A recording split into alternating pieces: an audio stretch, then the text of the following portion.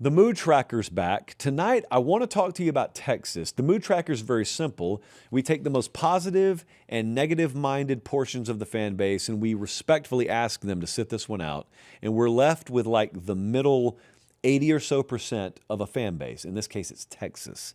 And what we want to do is we want to identify the mood of that chunk of the fan base. And then we want to talk about why they feel that way. What do you think the mood is amongst Texas fans right now? Because this one is simple to me. It's a term that gets overused. It's a phrase that gets overused, but not here. It fits here. The Texas mood, very simply, is championship or bust. Many fan bases say that, and they shouldn't. Texas fans can rightfully say that this year. Steve Sarkisian is entering his 6th year. So the entire program has long since become a reflection of him and him alone. Do you remember this time last spring?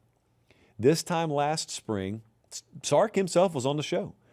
And he said, this year and the years to come, those are kind of the periods we've been building for. Everything in the building is how we want it.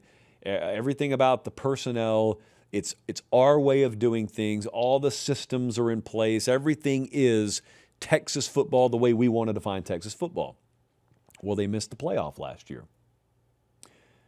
So if they were to atone for that with a title this year, no one cares about last year. That was just a step. That was just another rung on the ladder.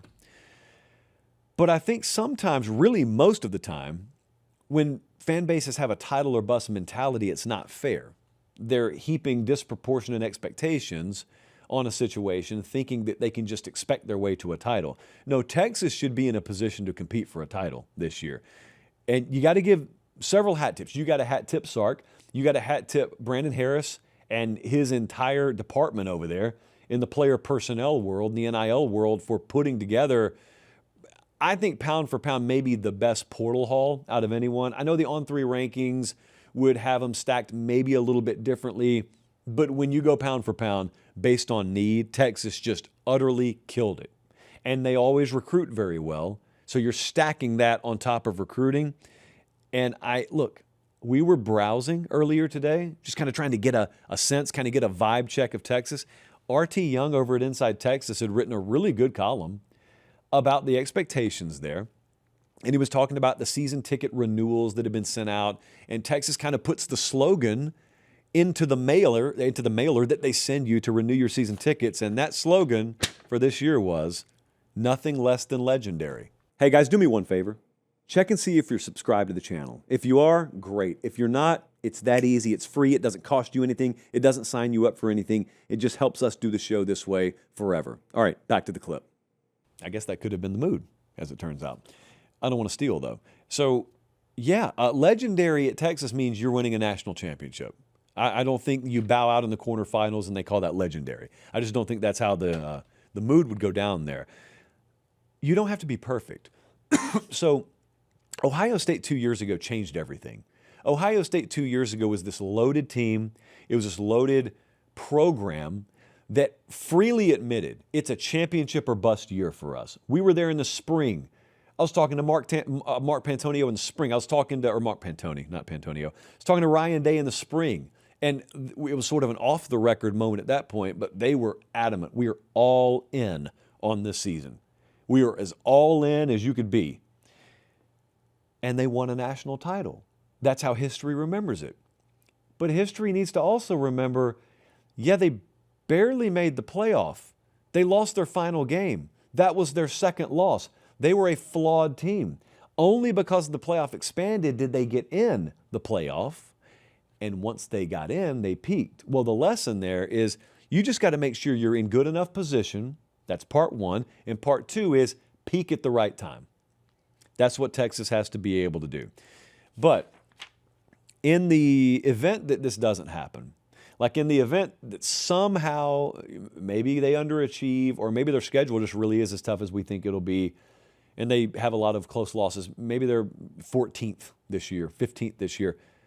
Think about how the Arch Manning era would be remembered. That would be one of the craziest, weirdest times in the history of college football, because you'd be looking back on a guy, unless he gets hurt, unless something happens that's unforeseen, You'll be looking at a guy, surefire first rounder in the draft.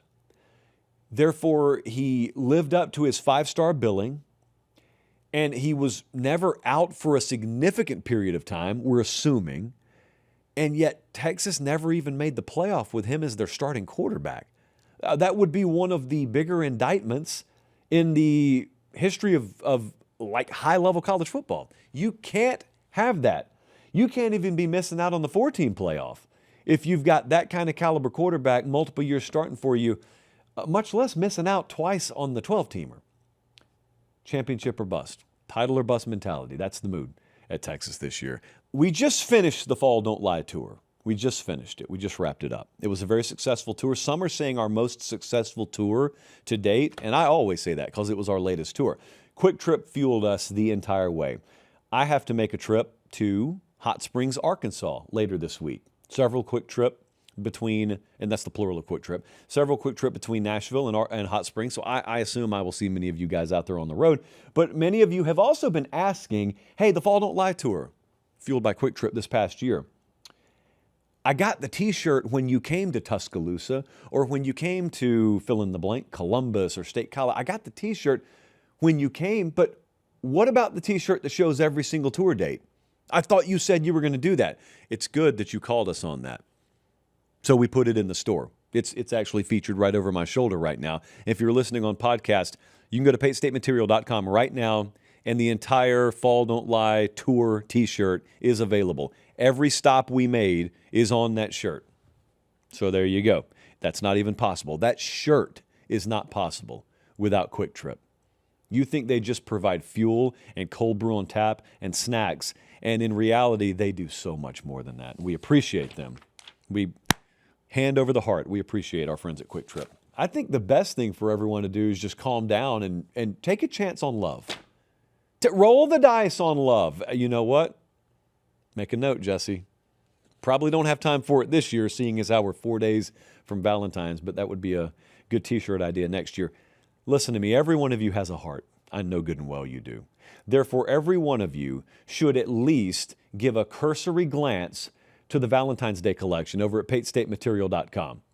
These things are beautiful, especially the Huggin' and Chuggin' collection, which is not a collection. It's a hat, and we got some shirts. But Huggin' and Chuggin' is a great, great Valentine's motto for us here at Pate State. Also, the Pate State logo with the heart and the arrow through it, I think is very, very solid design work. So you can go there right now, Valentine's Day collection, PateStateMaterial.com. As I said the other day, and it takes a big man to endorse his own store, but I'm going to do it. As I said the other day, I would wear this stuff after Valentine's Day. That's how evergreen the spirit of these items, not merch, of these items are.